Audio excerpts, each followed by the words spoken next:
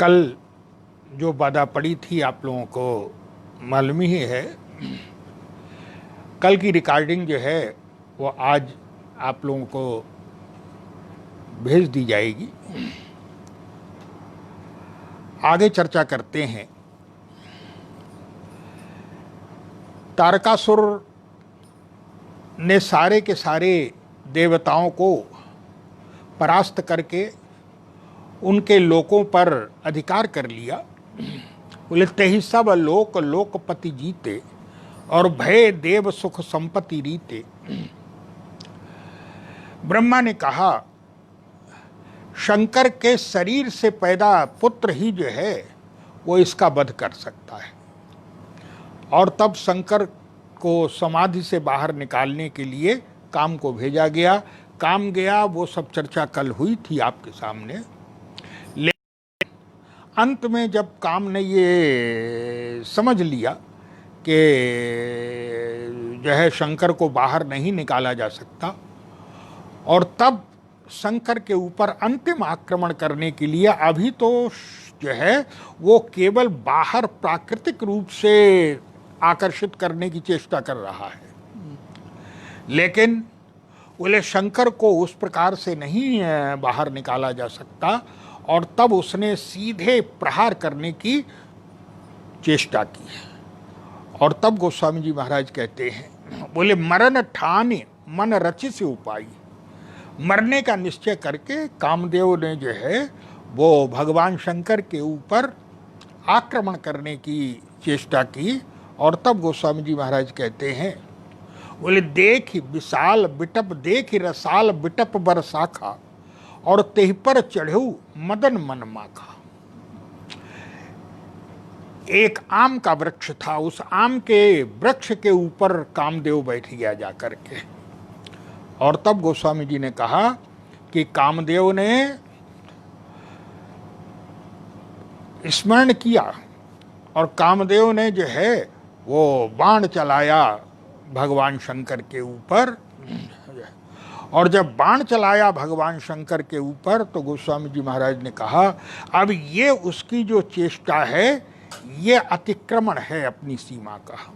याद रखिए, काम का स्वभाव है कि काम सबसे पहले जो है वो नियंत्रण को समाप्त करता है। काम की कोई सीमा नहीं है।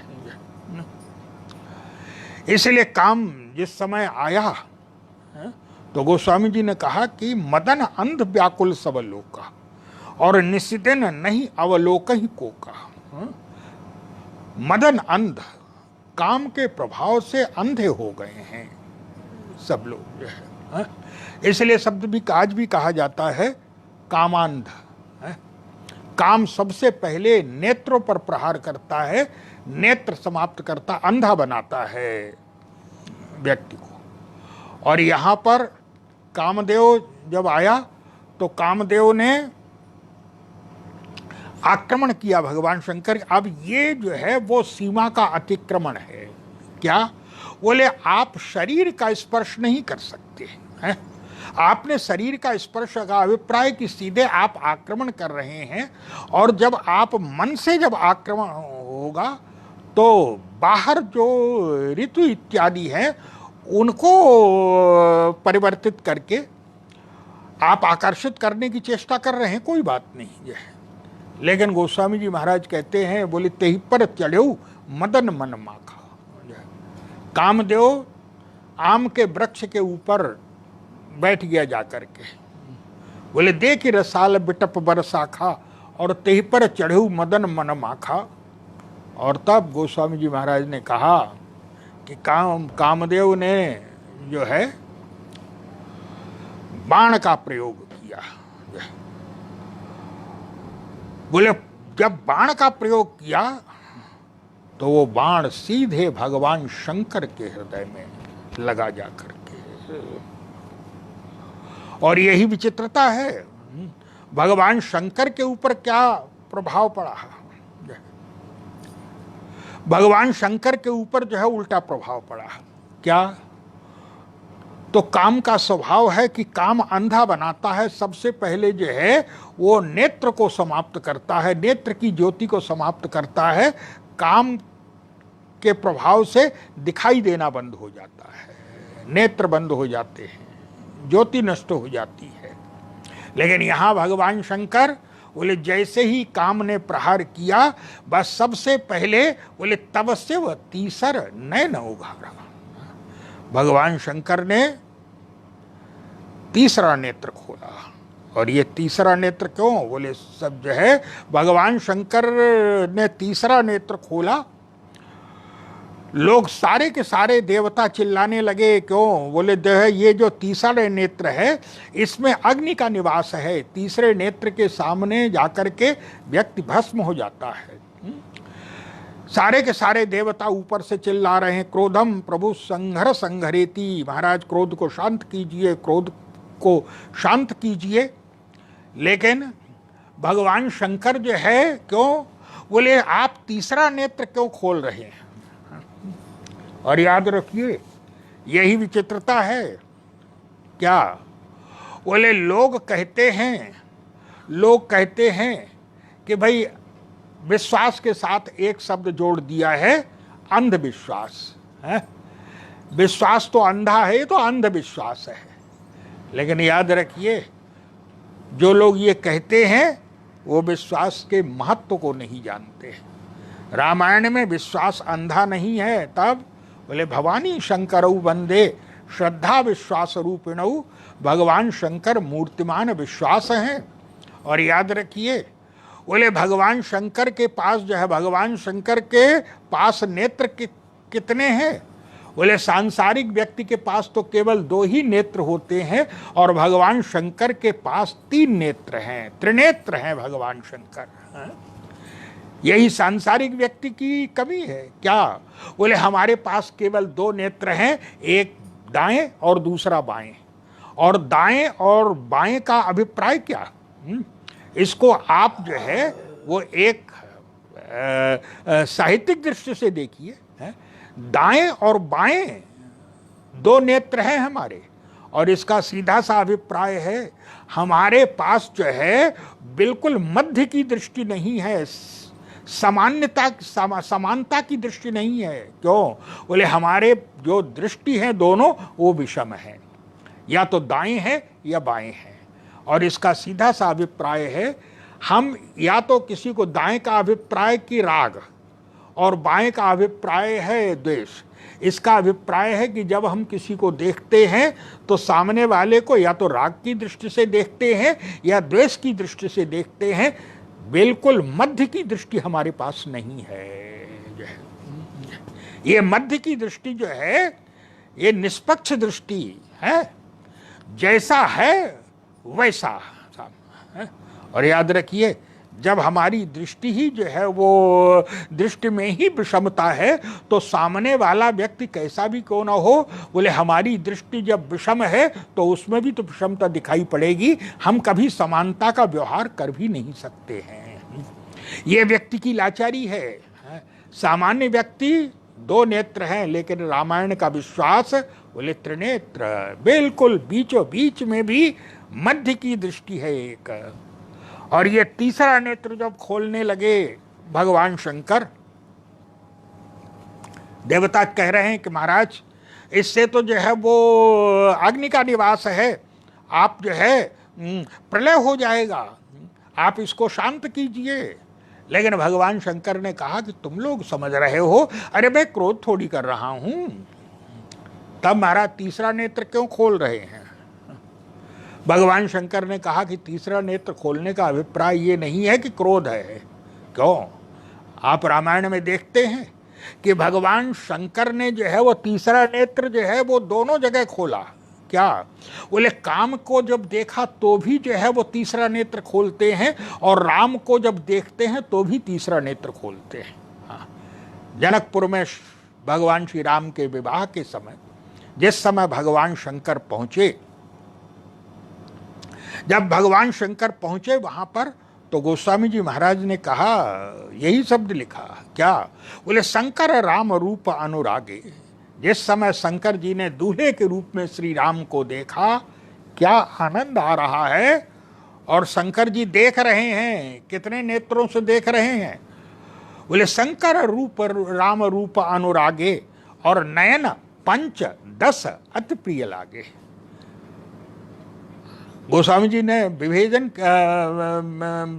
विभाजन कर दिया, क्या सीधे नहीं कहा। तब बोले कहा कि नयन पंच, 5 और 10, और 5 और 10 का अभिप्राय क्या। बोले 10 नेत्र तो ये जो है ही है, लेकिन एक एक नेत्र, एक एक मुख में जो एक एक नेत्र है वो भी खोल दिया भगवान शंकर ने। और आप देखिए क्या, बोले वहां पर भगवान राम को भी तो देखते हैं, लेकिन वैसा कुछ नहीं हुआ वहां पर। अगर अग्नि का निवास होता, भगवान शंकर से जिस समय कहने लगे देवता महाराज इस तीसरे नेत्र को बंद कीजिए, भगवान शंकर ने कहा, बोले मैं कोई क्रोध के लिए थोड़ी कर रहा हूं। तब बोले मुझे थोड़ा सा भ्रम हो रहा है। और भ्रम क्या हो रहा है, काम जिस समय बैठा देख रसाल बिटप बरसाखा, और तेहि पर चढ़ू मदन मन माखा। काम जिस समय बैठा उस पर जाकर के, और वहां से जब उसने प्रहार किया भगवान शंकर के ऊपर, भगवान शंकर ने नेत्र खोले। क्यों खोले, भगवान शंकर ने कहा कि मैं इसलिए खोल रहा हूं कि सामने ये कौन हो सकता है। क्यों, बोले सामने वृक्ष के डाल पर बैठा हुआ दिखाई पड़ रहा है। शंकर जी ने कहा, और है अत्यंत सुंदर। हाँ, भगवान राम भी सांवले हैं, श्याम वर्ण के हैं, और काम भी श्याम वर्ण का है। भगवान शंकर ने कहा कि ऊपर से देखने में तो जो है वो हमारे प्रभु की ही जो है वो प्रतिछवि जैसा दिखाई दे रहा है, वही स्वरूप दिखाई पड़ रहा है, वही रूप दिखाई पड़ रहा है, रंग भी वही है, लेकिन जरा देखूं है।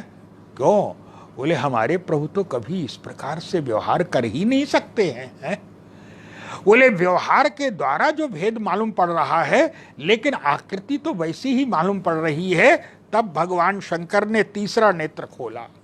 क्यों, बोले याद रखिए हमारे पास जो है वो दाहिने या बाएं राग अथवा द्वेष विषमता की दृष्टि है, इसलिए हम निष्पक्ष होकर के कोई भी जो है वो ना निर्णय दे सकते हैं, न विचार कर सकते हैं, ना हमारा चिंतन निष्पक्ष हो सकता है।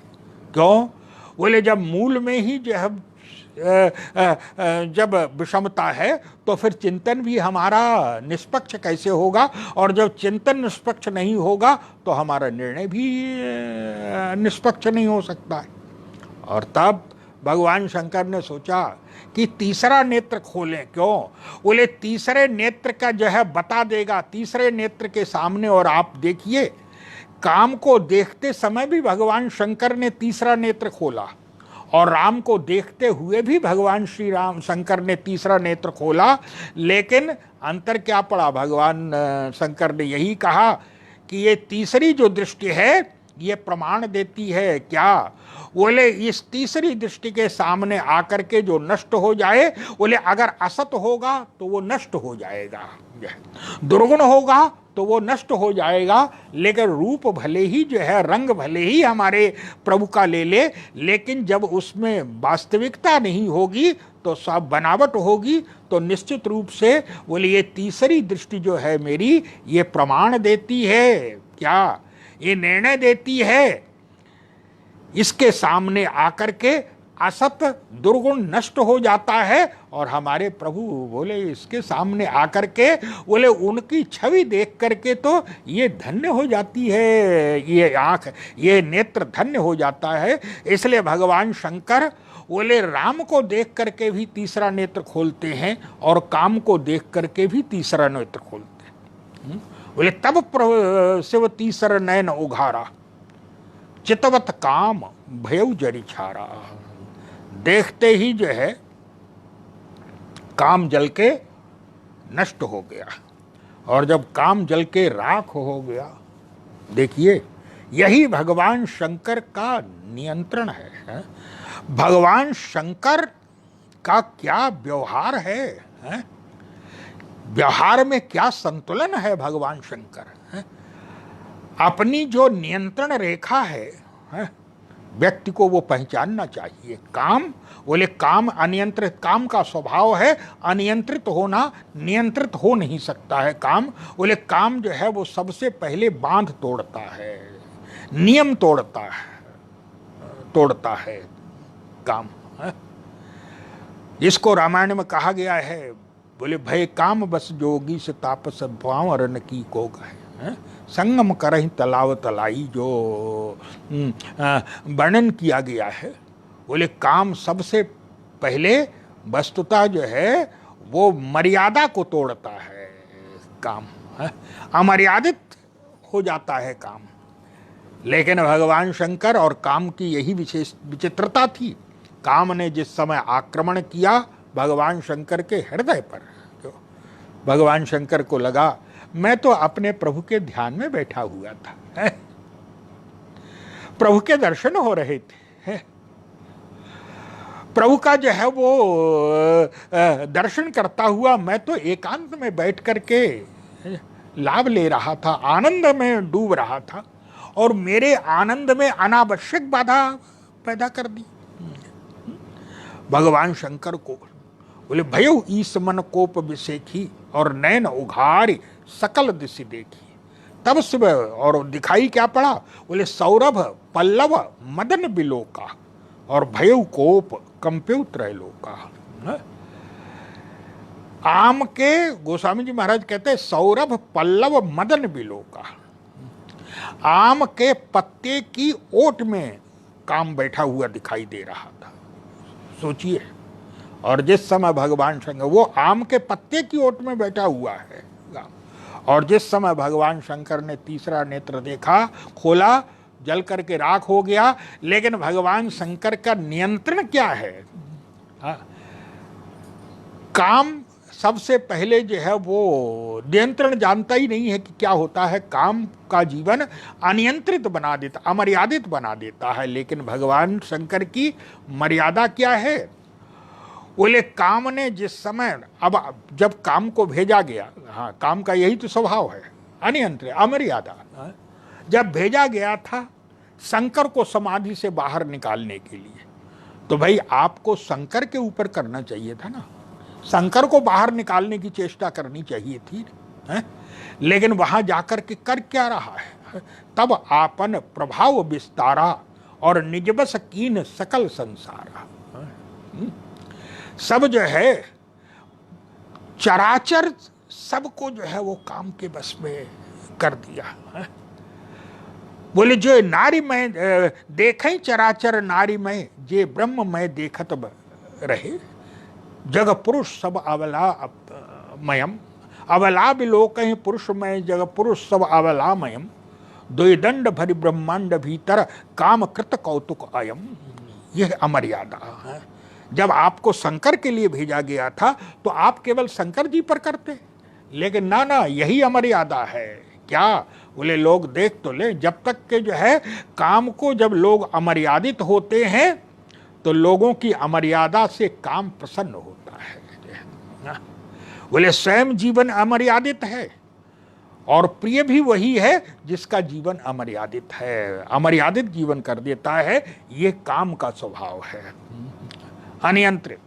लेकिन भगवान शंकर ने जिस समय जो है वो काम को जला के राख किया, तो काम बैठा था कहां पर? बोले सौरभ पल्लव मदन बिलोका, काम आम के पत्ते की ओट में बैठा हुआ था, आड़ में बैठा हुआ था। लेकिन देखा भगवान शंकर का स्वभाव क्या?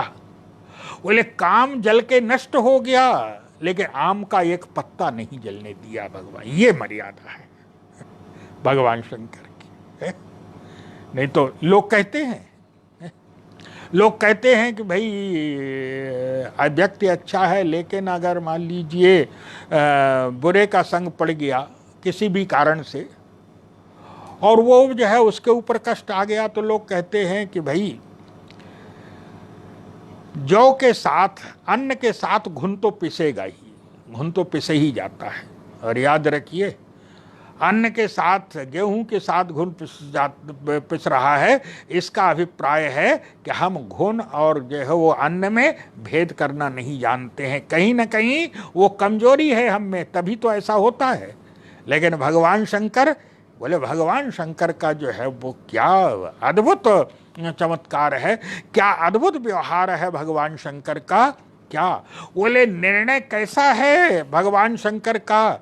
काम जल के नष्ट हो गया, लेकिन आम के पत्तों के बीच में बैठा हुआ था, वे पत्ते ज्यों के त्यों रहे, एक पत्ता नहीं जलने दिया भगवान शंकर ने। ये है भगवान शंकर की विशेषता। बोले, चितवत काम भयउ जरि छारा। व्यक्ति जीवन में अनियंत्रित ना होने पाए। भगवान शंकर ने कहा, बोले राम को देख करके भी शंकर जी ये नेत्र खोलते हैं, काम को देख करके भी ये लेकिन आम के पत्ते को नहीं जलने दिया। क्यों? भगवान शंकर का अभिप्राय था, इसमें बेचारे आम के वृक्ष का, आम के पत्ते का क्या दोष। क्यों?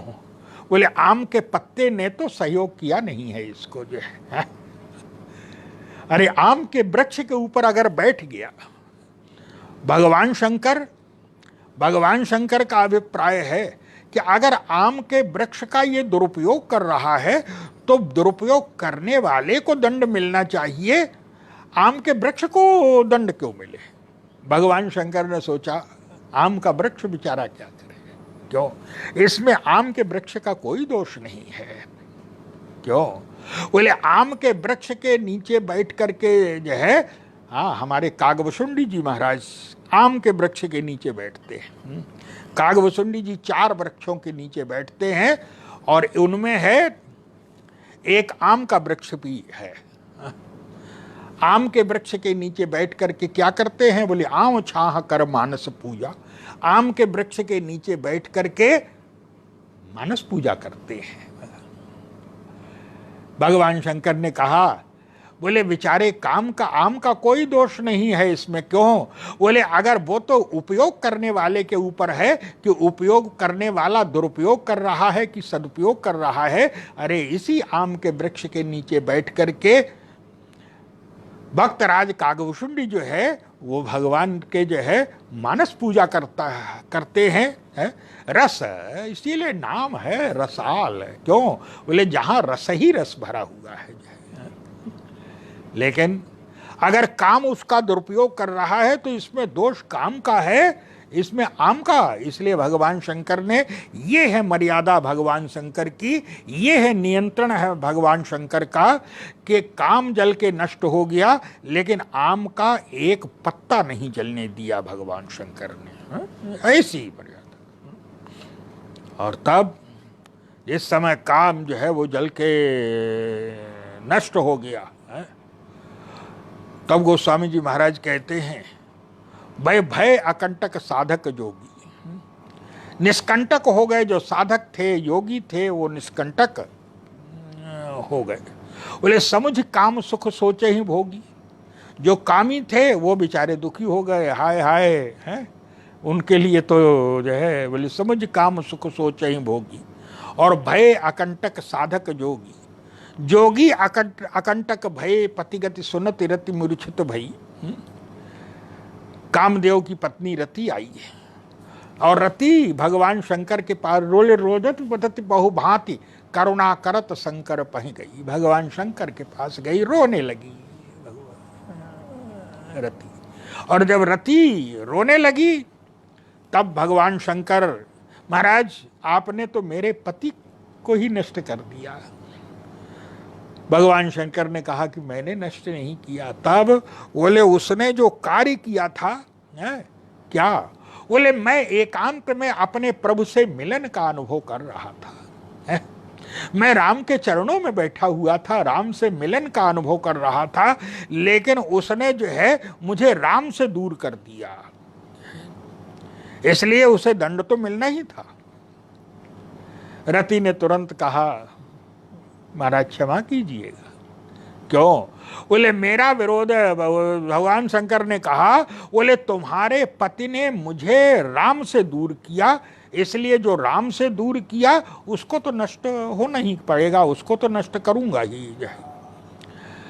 रति ने कहा कि महाराज मेरा पति जो है वो राम का विरोधी नहीं था, राम का विरोधी नहीं था। बोले नहीं महाराज, अब हो चाहे कुछ भी, अन्य स्थानों पे मैं नहीं कह सकती, लेकिन बोले ये जो काम आज जो काम किया है मेरे पति ने, वो राम के विरोधी नहीं, राम का सहायक है, वो राम का सहयोगी है। शंकर जी, अब शंकर जी तो भोलेनाथ है, सामने वाले ने जैसे समझाया है, भोले बाबा तुरंत द्रवित हो गए। इसलिए इनका नाम ही है आशुतोष है। आशुतोष जो बड़ी जल्दी संतुष्ट हो जाता, तुरंत संतुष्ट हो जाता है, ऐसा देवता कोई नहीं है। आशुतोष तुम अवधर दानी है, भगवान शंकर बड़ी जल्दी द्रवित है। जैसे ही रति ने कहा महाराज मेरा पति राम का विरोधी नहीं था, तब बोले इस समय राम का जो है, राम के संकल्प और उसके हमारे पति का संकल्प, दोनों का संकल्प एक था। महाराज मेरे पति जो राम का जो संकल्प था, उसी संकल्प को जो है बलवान बनाने के लिए, उस संकल्प की सिद्धि के लिए ही तो मेरे पति ने राम के संकल्प से अपने को जोड़ दिया था, विरोधी नहीं था आज मेरा पति।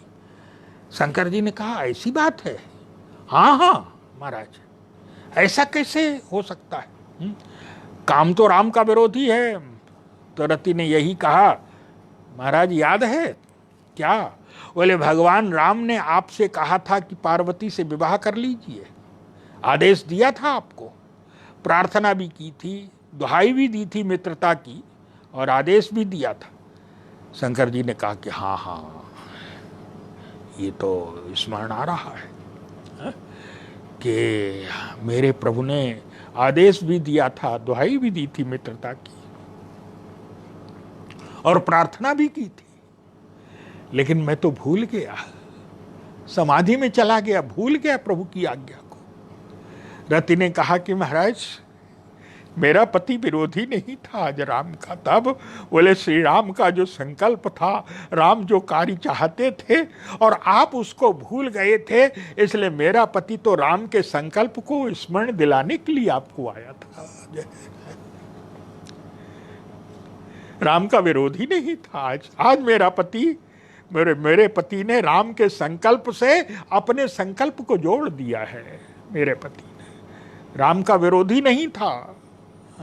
और जैसे ही ये कहा, बस तुरंत भोलेनाथ, अरे, और तब देखिए क्या वरदान दिया है। अभी थोड़ी देर पहले जिस काम को जला करके नष्ट कर दिया है, लेकिन अब रति ने कहा, रति से भगवान शंकर ने, याद रखो क्या, बोले तुम्हारा पति मैंने भले ही नष्ट कर दिया है, लेकिन बोले अब ते रति तव नाथ कर होई ही नाम अनंग, और पुण्य बिना शरीर के ही सारे संसार में व्याप्त रहेगा। अब ते रति तव नाथ कर होई ही नाम अनंग, बिनु बपु व्यापी ही सब ही, बिना शरीर के ही सारे संसार में व्याप्त रहेगा और सबको व्याप्त रहेगा।